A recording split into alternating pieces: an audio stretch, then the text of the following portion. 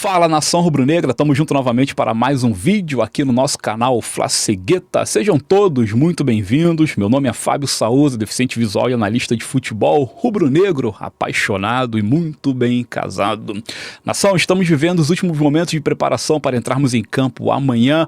Vamos realizar uma partida inédita contra o Independente de Medellín. Pois é, a gente nunca pegou os caras em competição nenhuma, mas o recorte do Flamengo é amplamente favorável quando se diz respeito a jogos contra colombianos, seja jogos pela Libertadores, pela antiga Mercosul, enfim, Sul-Americano, não importa, cara. Flamengo contra time da Colômbia é simplesmente avassalador. E olha, a postura do Medellín, aliás, o momento do Medellín é totalmente desfavorável, totalmente ao avesso do momento atual do Flamengo. Os caras estão na 14ª colocação do fraquíssimo campeonato colombiano.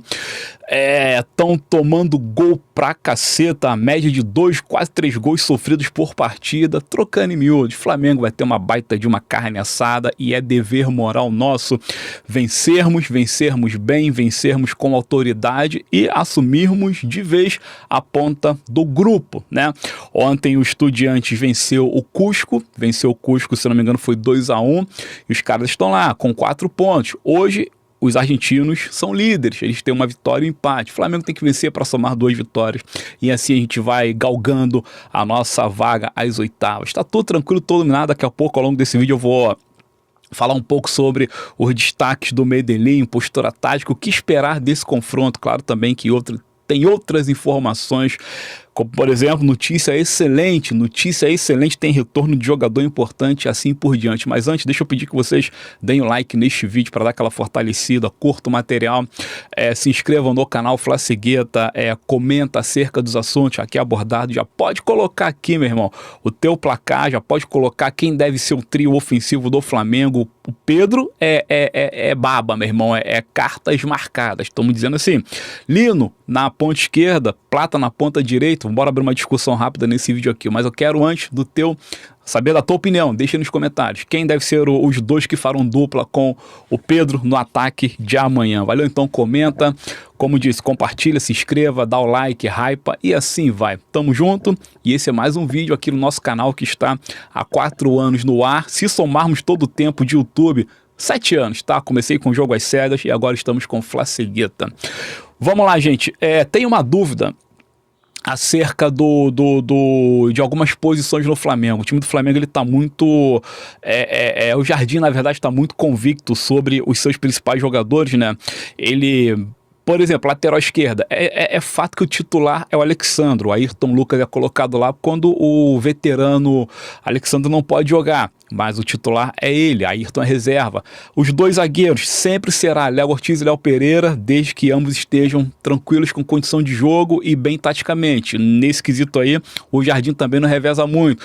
Os volantes, tá, tem novidade, mas no geral tem sido Eric Pulgar e Jorginho, meio campo, Arrascaeta e assim por diante. Cara, paira somente Pedro, camisa 9 de ofício, tá lá na ponta esquerda Samuel Lino. Então, ó, existem 2 posições no time do Flamengo que o Leonardo Jardim ainda não tá muito convicto, pois ele vem mudando demais. É a lateral direita, por incrível que pareça. O Guilherme Varela não é assim autoridade máxima na posição. Toda hora o Leonardo Jardim coloca o Emerson Royal. Tá faltando o Daniel Salles, mas toda hora ele coloca o Emerson Royal. Então há dúvida na lateral direita.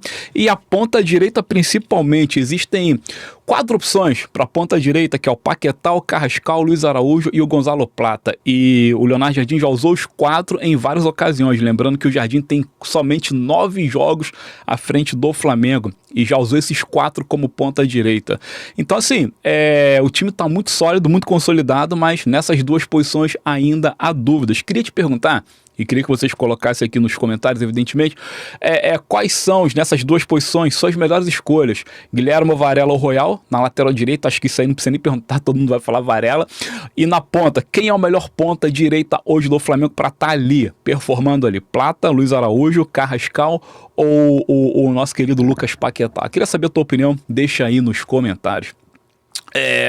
Flamengo, gente, rapidinho, acertou a contratação do menino Pedro Henrique, né? Pedro Henrique, que vem do Paysandu, é uma joia. Moleque de 18 anos, a princípio vem reforçar o Sub-20. Flamengo tá reforçando o Sub-20 pra caramba. Já é o terceiro nome que a gente noticia somente esta semana. Esse moleque, a princípio, tava... Não é que ele tava se recusando, seus empresários estavam fazendo jogo duro para trazê-lo para cá, mas acabou que a coisa se confirmou. E a princípio ele vem para reforçar o Sub-20 e... ele é volante, e por que não qualquer hora dessa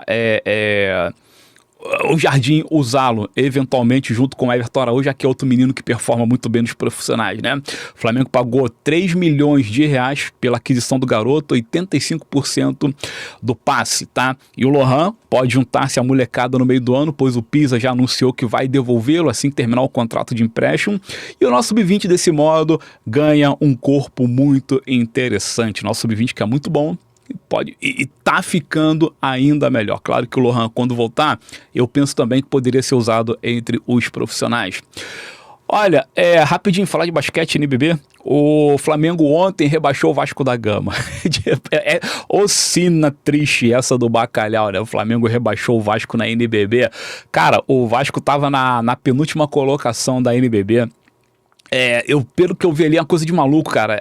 37 jogos, cara, acho que tinham 32 derrotas e 5 vitórias. Papo de maluco. Então bastava uma vitória do Flamengo que o Vasco cairia para a Série B da NBB. A NBB que para essa temporada assumiu, né, a questão do rebaixamento. Então o Vasco caiu. Se eu não me engano, bom, deve ser, tá, o primeiro rebaixamento da NBB do Vasco da Gama. Então, o primeiro de muitos, imagino eu. Então, ó, coitado do Vasco, o Flamengo foi lá e rebaixou, e só lamento. Falar em rebaixamento e baixaria, essa coisa toda, vocês viram aí a cartada da dona Leila Pereira? A Leila tá tão esquizofrênica, tão descontrolada com relação ao Flamengo, que ela simplesmente rompeu o contrato com a Ademicon, só porque a Ademicon assinou contrato com o Flamengo. Ela ficou insatisfeita, simplesmente rasgou o contrato, rompeu, vai ter que pagar uma multa, tá?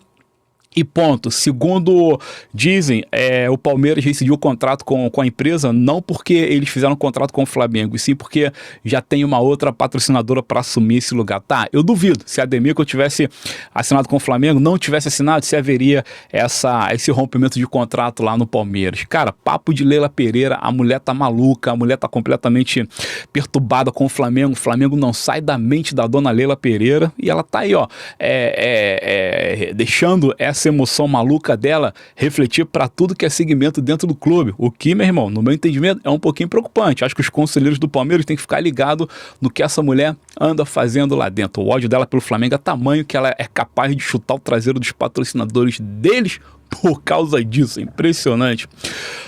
Que mais? Pedro foi homenageado, ganhou uma plaquinha, o maior artilheiro do século, né, da história do Mengão, 163 gols, tinha empatado com o Gabigol com 161. E no clássico contra o Fluminense fez um carnaval, fez um golaço ao melhor estilo Puskás, e foi esse gol quem fez com que ele passasse o Gabriel Barbosa. Cara, ele passou o Gabriel Barbosa com requintes de crueldade, fazendo um baita de um golaço, e eu só fico muito triste ao ver parte da imprensa esportiva questionando se o Pedro realmente quis fazer o gol, ou se ele chutou por chutar. Enfim, cara, a galera desmerecendo a qualidade e o talento do Pedro. É impressionante, mas não deixa pra lá, a gente não tem que se importar com isso. Pedro foi homenageado, 163 gols, agora ele segue na cola do Romário. Romário tá com 204, cara, tem o Perillo com 209 e tem o Henrique Frade com 214. Então, meu irmão, de 163 a 214, Pedro tem contrato com a gente até o final do ano que vem, e pelo andar da carruagem, por que não continuarmos com ele até ele decidir se aposentar? Cara, é evidentemente que o Pedro tem totais condições de chegar no top 3 dos maiores artilheiros da história do Flamengo. Aí entra no quesito não só do século, mas de toda a história. Evidentemente o Zica é o primeiro com mais de 500 gols, tem o Dida, né, com 250 porrada e 59, se eu não me engano, e o Henrique Frade com 214. Porra, tu pega aí, 163 para 214, faz as contas aí. 63, 73, 83, 93, 203, 13. Faltam 51 gols para ele empatar com o terceiro colocado nesse quesito, cara. 51. Se considerarmos que o Pedro, historicamente, tem uma média de 30 gols por temporada, desde que chegou ao Flamengo, ele pode, até o final do ano, fazer pelo menos uns 15 a 18 agora, e, cara, e deixar essa diferença toda pro ano que vem. Sabe, até terminar o contrato. Então, ó, se ele buscar mais uma renovação para o final de 28, ele chega no top 3 da história do Flamengo sem a menor sombra de dúvida. Se ele não renovar, for até o final do ano que vem, depende do rendimento dele. Se ele não tiver nenhuma lesão grave, acredito que o Pedro, ano que vem, se torna o top 3 da história do Flamengo, maior artilheiro, desbancando os lendários, Romário, Adriano, Gabigol e, cara, tudo que tu pensar de artilheiro que já vestiu o manto sagrado aí, o Pedro passou o carro e falta só um pouquinho para chegar no top 3. Tomara que ele consiga, eu tô muito na torcida pelo Pedro. Discordo daquelas pessoas que dizem que ele não é de decisão. Cada gol do Pedro é extremamente decisivo. Os golaços que ele fez contra o Fluminense agora, colocou o Flamengo na vice-colocação do Brasileiro, perseguindo de forma ferrenha o Palmeiras. Então sim, gente, se ele não é do tipo que faz gols decisivos em grandes finais, ele é do tipo que faz gol pra caramba para ajudar o Flamengo a chegar às grandes finais. Isso para mim conta e conta demais. É isso. Enquanto o Gabigol é predestinado, o Pedro é iluminado, penso eu. Valeu, gente. Então é isso. Agora voltar rapidinho para a questão de Flamengo e Medellín, pois realmente é o que interessa, jogo de Libertadores. Libertadores que tá muito alucinada, tá comendo solto aí. O Mirassol tomou-lhe uma pancada da LDU, bem feito pro Mirassol, sinceramente, bem feito. Já estavam com muita marra, estavam se sentindo demais. Já é um erro da Matrix, o Mirassol na Série A do Campeonato Brasileiro, muito mais erro da Matrix ao ver o Mirassol na Libertadores. Sinto muito, cara, essa que é a grande verdade. Já é um grande erro. E os caras foram à altitude achando que ia tirar chifre, a LDU foi lá e passou o carro, não tomou conhecimento. E eu sigo com a minha convicção. Acho que no grupo do Mirassol classifica LDU e Lanús. Mirassol não tem o que é preciso para classificar, e se eles caírem para a Sul-Americana, meu irmão, bota a mão pro céu e vida que segue. Tá certo? É isso. Tem vitória dos Estudiantes, como disse. Hoje eles têm 4 pontos, é do nosso grupo, então o Flamengo precisa vencer. E assim por diante. O Boca também venceu o seu jogo. O Boca Júnior tá lá, fazendo o seu papel bonito. Tomara até que o Boca avance, que quanto mais Boca avançar e tudo mais, é melhor para a competição. E é isso, vamos fazer a nossa parte e simbora. Saiu aqui uma fala de um repórter colombiano, trazendo pra gente um panorama sobre o Independiente Medellín. Primeiro, cara, é o que a gente tá falando aqui, é um time muito frágil, muito simples, muito simplório, muito irrisório, despropositado. É o 14º hoje é o 14º no campeonato colombiano. Porra, tá muito ruim, a defesa tá tomando gol pra caramba. Foram 22 jogos, 22 gols nos últimos, tá? 22 gols nos últimos 15 jogos, tá? Média de 1,5 praticamente. E somando todo o corte, eles estão com a média de 2 gols sofridos por partida. É uma defesa muito fragilizada. Eles têm 3 destaques, segundo esse jornalista, que é um argentino, Frank Polanski, um troço desse aí. O maluco, ele é polonês, metade argentino, metade polonês, é o atacante, centroavante deles. É um destaque que o Flamengo tem que ficar ligado. É um ponta que joga com ele.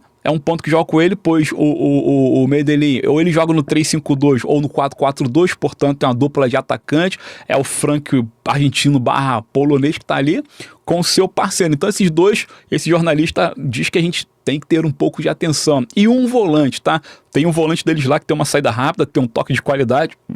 É claro que eu não vou me atrever a trazer o nome, que eu não lembro, mas é um volante de qualidade e ponto. Do mais. É todo um bando de jogador simples que o Flamengo, sim, claro, vai ter que se preocupar porque é 11 contra 11, mas em suma, não traria nenhum problema para o Flamengo. A postura tática dos caras, ora jogam no 3-5-2, ora jogam no 4-4-2, mas o posicionamento é sempre aquele. Eles saem em bloco, os dois alas, né? Os alas apoiam bastante, eles apoiam um pouquinho, então eles saem em bloco, mas é aquela questão, mesmo sem a bola, segundo o jornalista, eles gostam de marcar em cima, eles marcam a saída, isso aí tem que ficar ligado, tá? Porque o Flamengo tem um pouco de dificuldade com a saída de bola quando o time adversário está marcando em cima. Então, os colombianos, eles marcam em cima, mantém uma pressãozinha com um bloco alto, mas em compensação deixam um terreno vazio do meio para trás. Então, o Flamengo tocando rápido, quebrando essa primeira marcação dos caras, sendo que velocidade, claro que o Flamengo vai encontrar o gol aberto à sua disposição. Por isso que a tendência é o Flamengo vencer e vencer com uma certa facilidade. Defensivamente, eles são fraquíssimos, ofensivamente, eles são razoáveis, e a postura tática é audaciosa, independente de qualquer coisa, segundo esse jornalista, tá?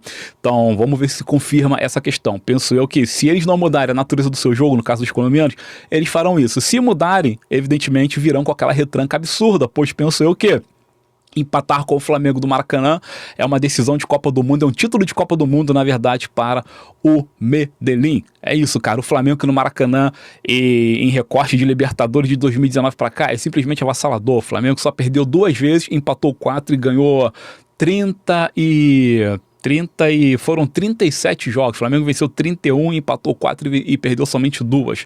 Isso com mandante somente na Libertadores desde 2019. O que chama atenção, sabe o que é?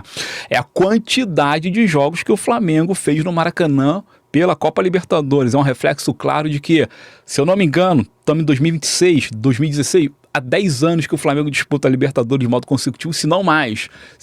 Tem que ficar ligado aí que acho que é muito mais que isso, tá?